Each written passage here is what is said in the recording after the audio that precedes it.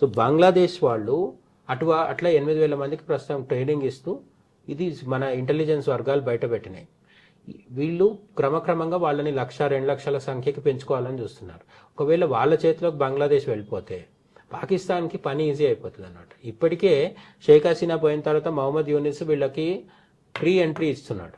అంతకుముందు షేక్ హసీనా ఉన్నప్పుడు పాకిస్తాన్ ఇచ్చేది కాదు, ఎందుకంటే పాకిస్తాన్ వాళ్ళ నుంచే కదా స్వతంత్రం పొందింది. సో వాళ్ళకి పడేది కాదు. కానీ షేక్ హసీనా ఎప్పుడైతే పోయిందో ప్రధాన పదవి నుంచి, మొహమ్మద్ యూనిస్ వచ్చిన తర్వాత పాకిస్తాన్ ఆర్మీ ఆఫీషియల్స్ కావచ్చు, పాకిస్తాన్ ఐఎస్ఐకి సంబంధించిన ఆఫీసర్స్ కావచ్చు, వీళ్ళు రెగ్యులర్గా వచ్చి బంగ్లాదేశ్లో ఢాకాలో తిష్ట వేస్తూ కూర్చుంటున్నారు.